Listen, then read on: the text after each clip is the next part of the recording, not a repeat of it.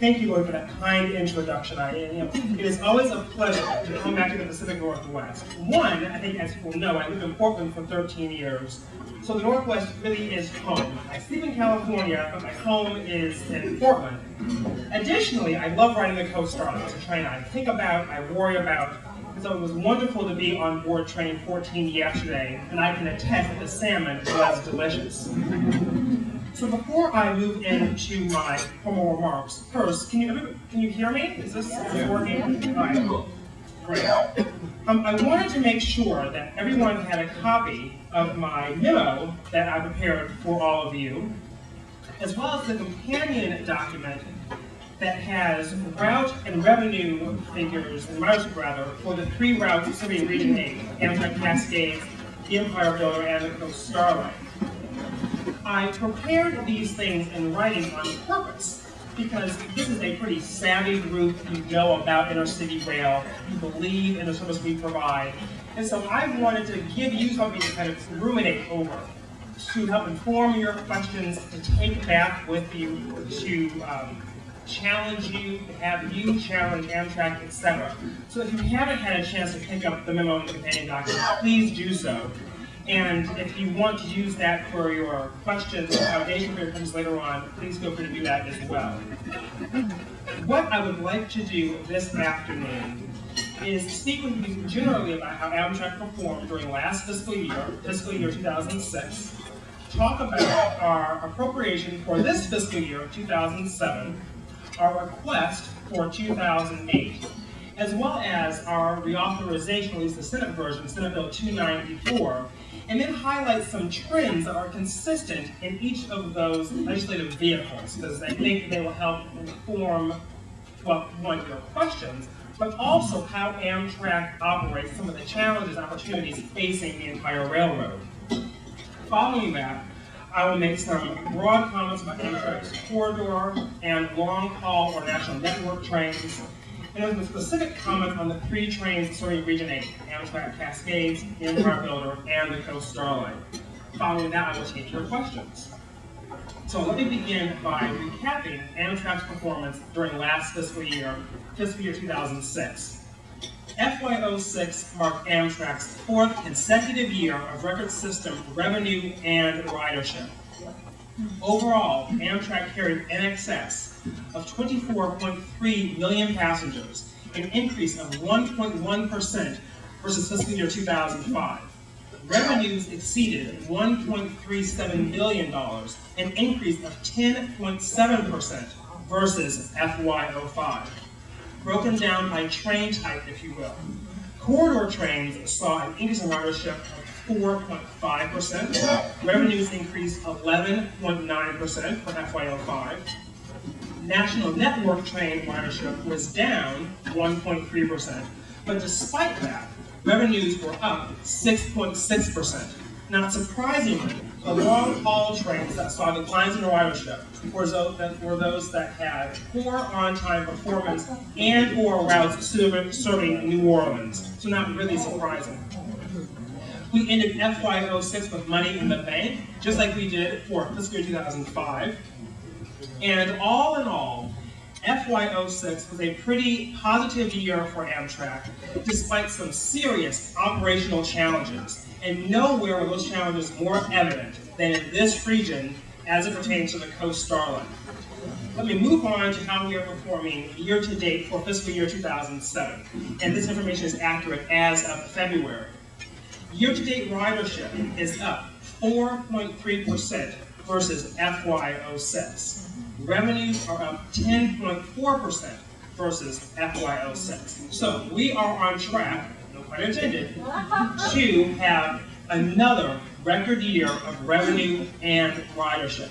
And for a moment, let me just say, you cannot underestimate how significant it is to be able to say to a legislator, our revenues have consistently outpaced ridership.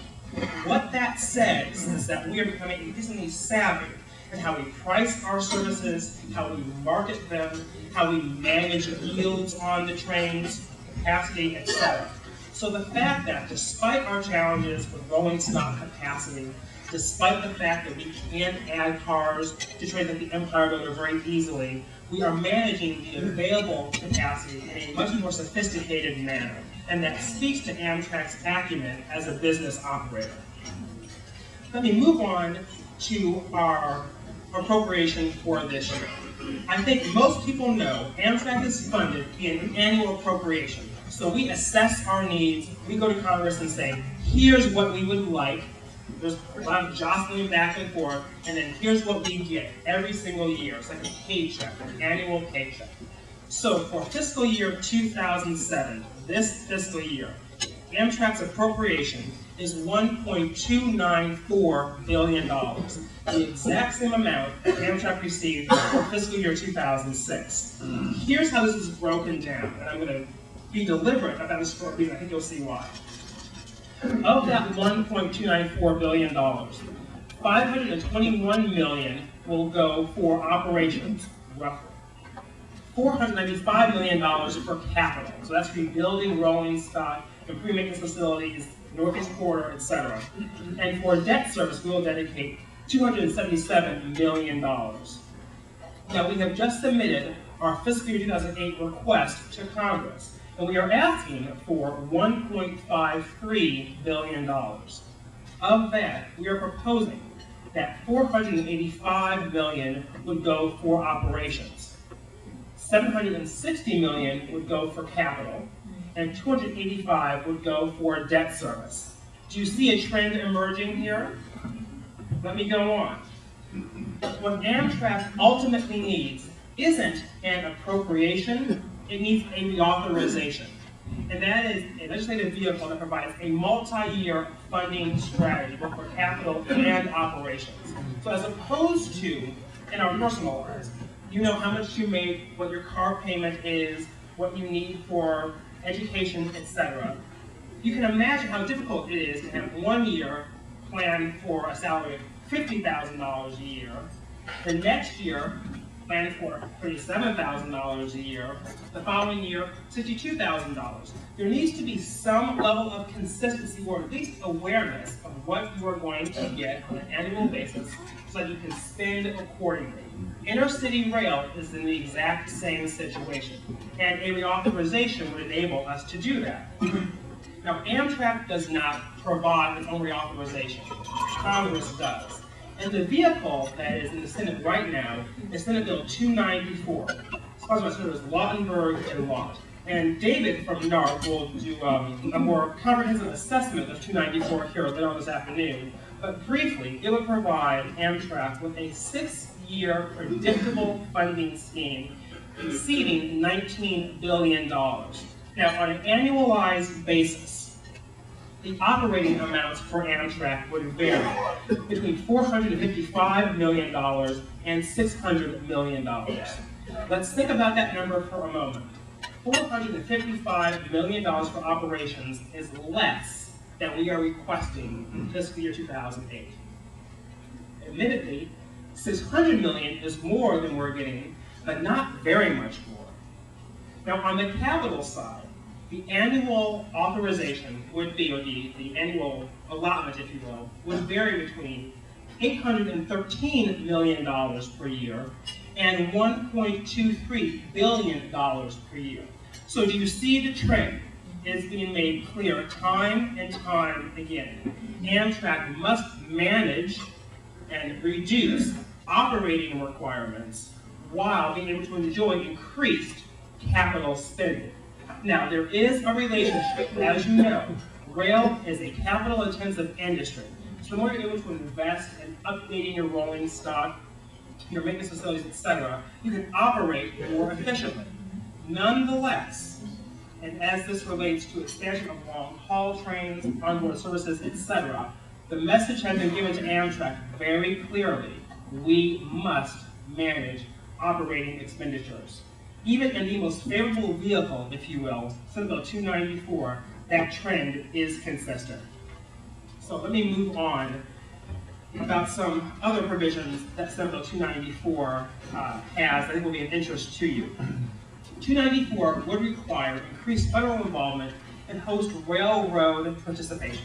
So if you have a certain railroad that fails to deliver a train on time 80% for 2 consecutive quarters, there will be a process developed for Amtrak and the host railroad or railroads to look at root causes for delays and then strategies for mitigating them. Additionally, and I love this, Senate Bill 294 requires Amtrak to study reinstating the Pioneer. Within 2 years ago now. Those who know me know that I came to the Northwest from Chicago, where I grew up, via the Pioneer. And I was on the last Pioneer before the 6 months were free, so it is a train that, like many of these trains, is near and dear to my heart, and I was saddened to see it go away. So, let me move on to some general comments about Amtrak's corridor operations. There are 14 states that pay us to operate corridor trains. On an annual basis, excluding capital, those states pay us about $148 million a year to operate those trains. The bulk of intercity rail ridership growth will be in state-supported corridors. And nowhere is that more evident than here in the Pacific Northwest with Amtrak Cascades. As a result, Amtrak's challenge is to demonstrate to these existing and future state partners that we are a customer-focused, cost-effective, and savvy operator of passenger rail services. Now, many people think that on-time performance is problematic just on the long-haul trains. But the fact of the matter is, outside the Northeast Corridor, and perhaps the Hiawatha trains, none of our corridor operations really have great on-time performance. And that is a problem, because just like on the long-haul trains, poor reliability suppresses ridership, increases operating costs, and diminishes the Amtrak brand, among other things. What corridor trains need to survive and thrive are really 3 things. You need increased frequencies, decreases in running time, albeit thoughtful ones, and increased reliability. At the end of the day, those outcomes are dependent upon the creation of a federal capital matching program, so that states like Oregon and Washington and others can use their local money to leverage federal money to invest in tracks, signals, stations, etc. All of the things that are needed to achieve those outcomes, which again are increased frequencies, reductions in running time, and increased reliability. So Washington and Oregon have done fantastic jobs of supporting intercity rail. But to get to that next level, there must be a federal capital partner.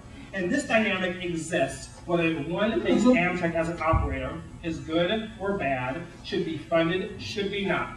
Whether Amtrak operates passenger trains or some third party were to operate them, or somehow you make the freight railroads do it again, there has got to be this federal money. You can't escape that fact. On to the long haul or national network trains. Right or wrong, good or bad, they suffer from a ton of misinformation and misunderstandings. And they remain the primary focal point for Amtrak's critics. Our new CEO, Alex Kumar, has stated in a variety of forms he has no intention of dismantling the long-haul network. Now, that does not mean there will not be changes, because there will be. But he has referred to long-haul trains as, quote, national treasures. So there was not some kind of covert plan to do away with the long-haul trains. I will tell you, I wouldn't work for Amtrak if that were in fact the plan, because I believe in them.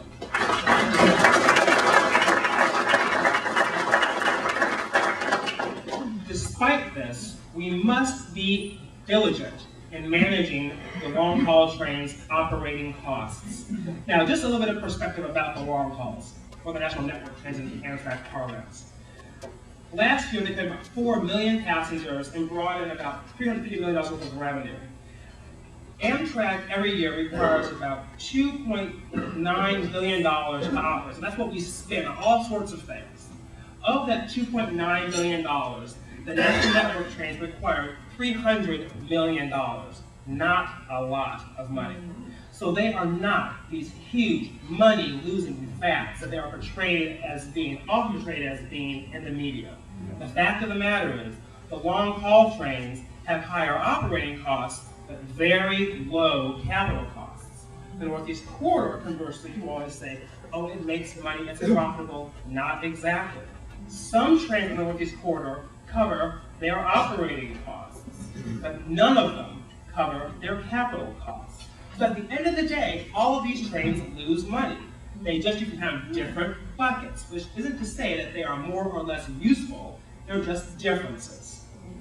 Let me move on about the long distance trains. Unfortunately, as you know, the biggest challenge facing them is often really poor on-time performance.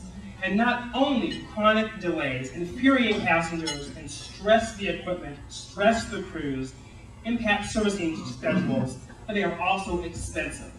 We estimate conservatively that for every minute of delay for a long-distance train, the operating costs increase by $12.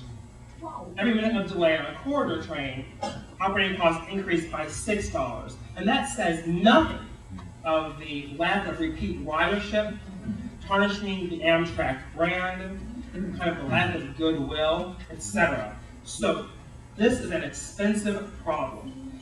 And there are some routes where chronic on-time performance problems threaten their very viability. We estimate, again conservatively, that if we could run on time at the endpoints, we would save at least $40 million in operating costs. When you talk about low-hanging fruit, that is it. It is reliability. Again, the way to achieve that outcome ultimately is dependent upon the presence of a federal capital matching program. Because certain trains, like the Coast Starlight for instance, share a lot of route segments with corridor trains. And so if you could leverage federal money to improve those segments that are shared with corridor trains, you could run all of the trains more reliably, perhaps faster and more fluidly. An improved rail network benefits all users, corridor, long distance, freight, commuter. States like Montana that don't have corridor trains, you could find a way to cobble together some, let's $5 million of state funds and leverage federal money to do any number of things. To make the High Line work more efficiently, although it does a pretty good job right now. Or perhaps reinstate service along the Slim Route on MRL. Again, the presence of a federal capital matching program pays dividends, or would pay dividends, both for corridor operations and long-haul operations. Now, let me move to some specific remarks about the three services in Region 8. I'll start with Amtrak Cascades. I know you know a lot about these trains, so I'm not going to kind of insult you by explaining how they operate, except to say that the bulk of the trains north of Portland are paid by Washington State DOT. All the trains, some of the Coast Starlight, of course, south of Portland, are paid for by Oregon DOT. Historically, there have been differences in how those two states approach or are able to manage capital expenditures.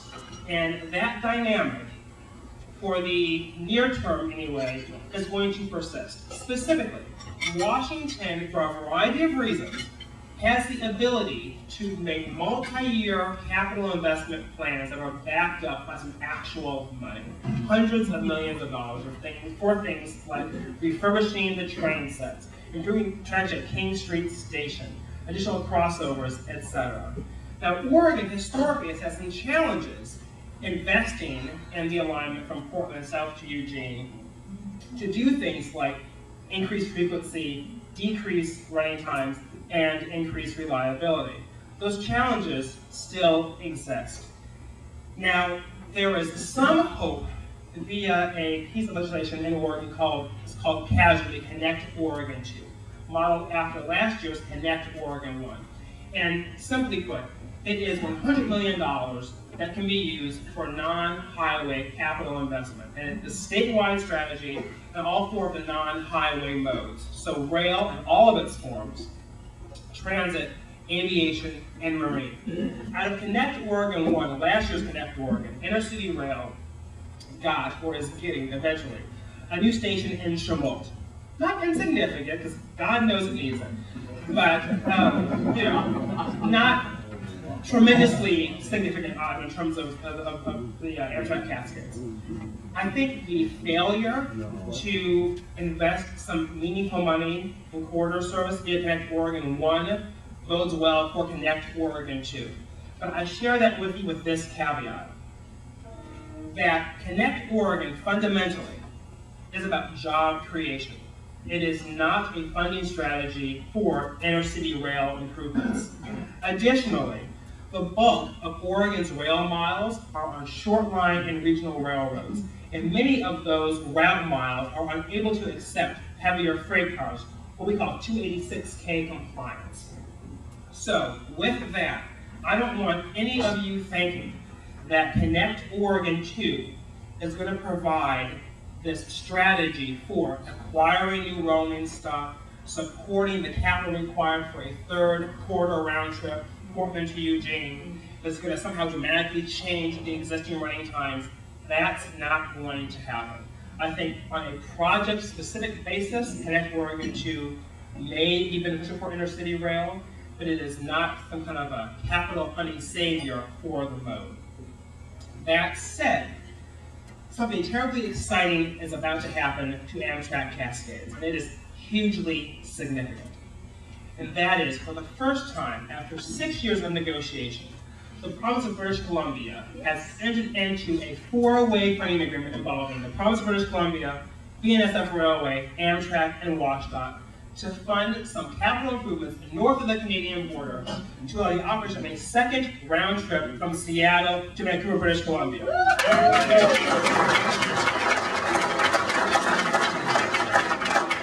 Let me tell you why this is so significant. This is a classic example of a relatively modest improvement having dramatic benefits. This new round trip will be an extension of the existing trains that terminate or originate in Bellingham, Washington. The schedule right now for the one round trip from Seattle to Vancouver is the train leaves Seattle in the morning, arrives Vancouver, late morning, early afternoon. Leaves Vancouver late afternoon, arrives Seattle at night. This new round trip will have a mirrored schedule. So it will leave Seattle in the late afternoon, arrive Vancouver at night, leave Vancouver in the morning, arrive Seattle early afternoon. And it will be a through train. So for the first time in Amtrak's history, let alone this is Amtrak Cascades, passengers from points from Portland to Tukwila will enjoy single-seat, same-day, all-rail service to Vancouver, BC. And folks in the Willamette Valley, while you will not enjoy single-seat rail service, you will enjoy same-day, all-rail service from Eugene, Salem, Albany, Oregon City to Vancouver, BC, where the change of train is probably important. So it is tremendously significant, and it is going to increase the utility of Amtrak Cascades exponentially. So that is terribly, terribly exciting. Construction will begin around 2008 on a siding extension, and the train will be in service in time for the 2010 Olympics. So that is fantastic news. Let me talk more about the Empire Builder. I'm not going to say much about it because you know a lot about it and how phenomenal it really is and it has been. The Empire Builder, given Amtrak's context, which is admittedly kind of a flawed one, is in some ways a model train. It has a really solid operational foundation. It has three great host railroads, BNSF Railway, Canadian Pacific, and Metro outside of Chicago. And they consistently deliver that train pretty reliably. And it is on that solid operational foundation that Amtrak in 2005 it rebranded the Empire Builder with newer rebuilt equipment, enhanced amenities. And what has happened is that train has consistently had ridership increases month after month, increased revenue, and last but not insignificant, because I want to make this point very clearly, the train enjoys tremendous grassroots support. I mean, people in Montana love the Empire Builder, and they come out again and again and again, year after year, unapologetically saying, we want long-haul trains. This train is important to us. So all of you from Montana and Idaho and Washington and Oregon should be commended for your leadership in developing support for this national network train. You have done a phenomenal job. So give yourselves a hand for that.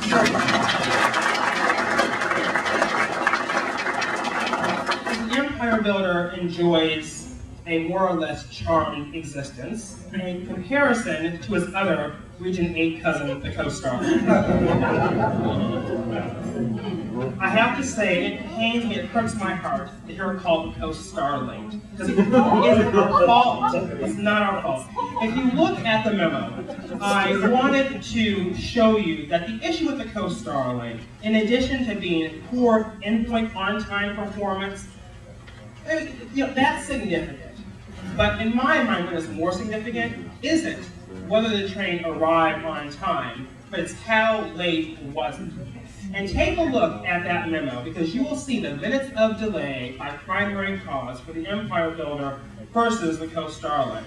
For example, we'll just take one variable.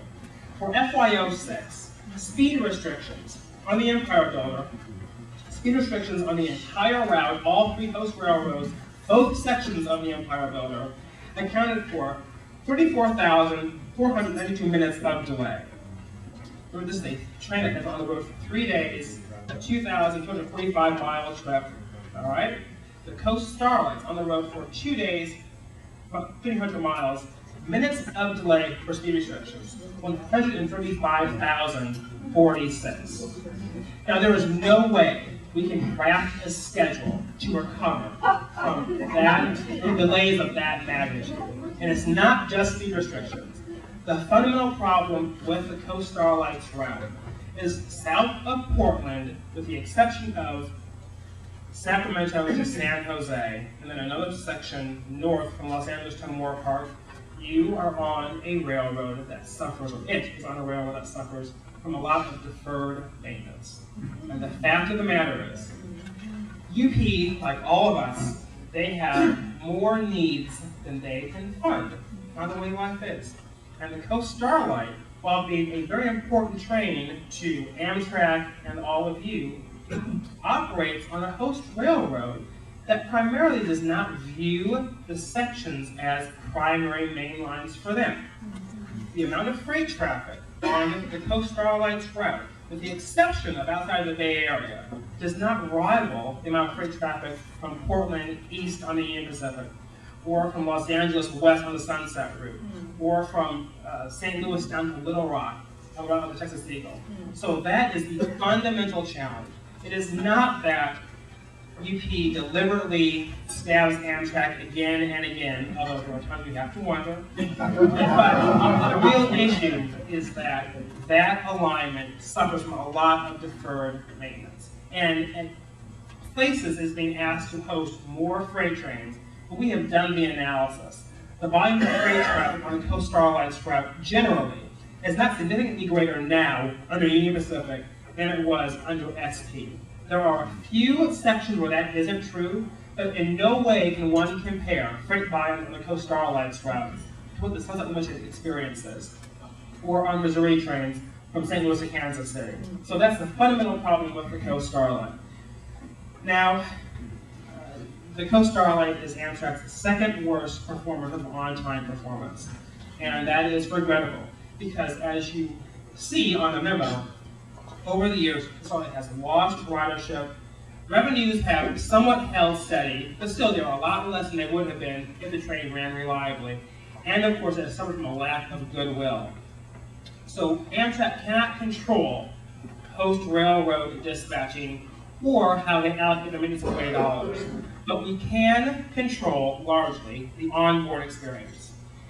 And while I cannot get into specifics this afternoon, I can tell you that there is a proposal being evaluated by Amtrak senior management and the board to restore the Coast Starlight to its 1990s era level of service and augmenting that level with some of the lessons learned from the Empire Builder.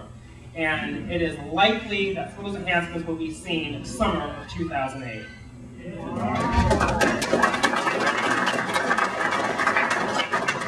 So with that, I'd like to conclude my formal remarks, except again to reiterate my appreciation for Lloyd and all the officers at Region 8 for asking me to come out. I'm thanking you for showing up time and time again, year after year. I know there are times when we challenge your resolve, but despite that, we have a belief in the power and the beauty of railroading, and your presence challenges us to do the best job that we can do, and we need that. So thank you for your time, your commitment. I look forward to your questions. Thank you.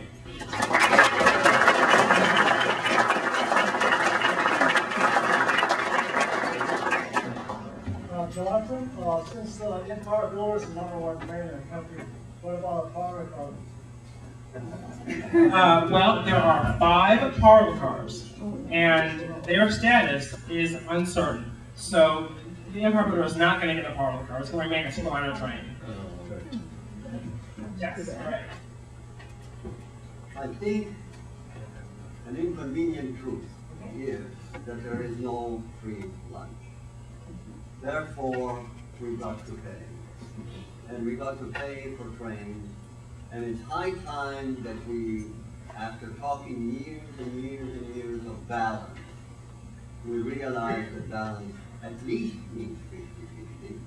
And if it means 50-50, can you imagine what 50-50 funding for alternative transportation would do? Absolutely. How can we finally raise the consciousness nationally to the fact that balance means 50-50, and it's time to give equal, at least equal funding to alternative transportation, which is rail, long distance and local, and which is of course transit. And I think it's time that we stop saying we need biofuels, we need ethanol, we need hydrogen fuel. The automobile in the city is a problem primarily because it takes space away from people, and it allows us to spread all over the place, which makes things unbelievably expensive. So, alternative transportation is what we need and is what we must fund. How can we do that? At the end of the day, this is a political issue. I mean, Amtrak's reality is not, we don't control our reality. We are controlled by Congress. So, to answer your question, Ray, I think to achieve those outcomes requires groups like NARC and all the other affiliated groups to do what we have been doing now for years and for some for decades. It's asserting the importance of alternative transportation, asserting the importance of these kinds of intercity rail, of a federal capital matching program, and continuing to educate people on the importance of rail in all of its forms: freight, intercity, long distance, commuter, heavy rail, light rail, bicycles, etc. That's, at the end of the day, that's what's required, is that we are going to, we as an operator are going to respond by the directives that we get nationally. We would love to operate more trains. We would love to operate longer trains. We would love to operate trains that are more reliable, more sophisticated, and all of that. But we can't do that until we have the resources from the federal government. So in the final analysis, all politics is local. So it is using groups like this and your relationships to continually inform legislators what your vision or visions are and how they can be realized. And once that happens, we will gladly respond. Harvey. Yes. General Electric is doing a consumer marketing campaign. They're general consumers, nothing to do specific with rail, where they're marketing the fuel efficiency and benefits of their new locomotive products, among other things. Is Amtrak doing anything like that to promote the fuel efficiency or making changes to their hardware to improve fuel efficiency or perceived fuel efficiency? Our perspective is that rail is inherently fuel efficient, and we talk about the inherent efficiencies of rail on our website, for instance. We have to be a little bit sensitive, however, that we are a global organization, and we can't get too far ahead of the men and women who control our destiny. So, do we believe that rail is a strategy to successfully manage land use, environmental issues, the concerns of fossil fuels? Yes, we do, and we have been clear about that. But are we going to take out a full-page ad like GE has done and talk about the Empire Builder saves so many 10,000 of gallons of fuel in Montana per year? That's unlikely to happen, because that would be harmful to us potentially. But absolutely, we have no hesitation about saying that rail is part of an overall strategy to manage fuel consumption. Absolutely. Well, can we have the people that ask questions stand? Good idea, Noel. Yeah. Stand up, Noel. You got questions? No, I do not. Okay. Okay, back there in the corner. Up. You. Just simple question. Where will the equipment for the second DC run come from? Good question. It will come from the existing pool of 5 Talgo train sets. So the train that terminates or originates in Bellingham right now will be extended. So it requires no new equipment. What will happen, however, is that right now you have a captive set that operates between Washington, Vancouver, and Seattle. And then the other 4 sets rotate service Seattle South. With this second Vancouver BC round trip, all 5 sets will rotate. So there will no longer be a captive set. It will require no new equipment because there is no new equipment. So once this service expansion takes place, those 5 Talgos, in terms of their utilization, they are maxed out. Okay, Mr. McCann back there? Tom McCann and Orda. Alright, with that in mind, Jonathan, we know that we're going to need either new or refurbished older equipment to run in the Willamette Valley. Has Amtrak begun speaking to the state of Oregon about helping fund that equipment? What kind are they looking at, and how can AORTA and the other organizations here in the Northwest help you accomplish that? Very good question. I know this is a sensitive topic to folks in the Willamette Valley. And this is my answer, as you can be very frank. At the end of the day, that's not an Amtrak issue, that's a state issue. They are paying us to operate the trains. So, yes, ODOT knows of this upcoming equipment shortage. ODOT knows what the options are in terms of Amtrak-owned rolling stock, whether it's Amfleet One, Horizon, wreck damage superliners. The issue is, of course, going to be that north of Portland, the expectation is that any equipment be able to conform with the running times provided by the Talgos. Now that does not mean that the trains have to be Talgo, but they have to achieve the same performance characteristics. And fixed equipment can't do that. So the situation then is set up that there will forever be a cross-platform transfer at Portland. Now, if the state wants to live with that, they can do that. We will operate whatever they want up to a point.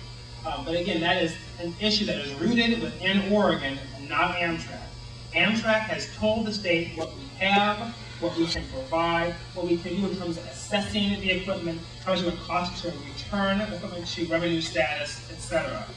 But in terms of really evaluating options and making a decision about how to manage that, that resides within ODOT, not Amtrak.